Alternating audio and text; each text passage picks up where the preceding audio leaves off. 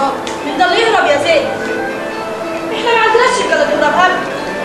ولو صابر هرب يبقى خساره في تربيتي. لا يا بلا صبر، لا يا زينب انا يمكن اعمل كده ابدا.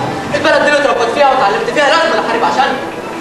بصراحه بقى انا حاسه اني مش هشوفك تاني. بس عليك يا زينب، وانا بقول انك بتحبيني، قولي انك بتستنيني يا زينب. قوليها يا زينب، انت كده زعلانه مني؟ طب قولي انك مش هتتجوزي ولا خليل لما انا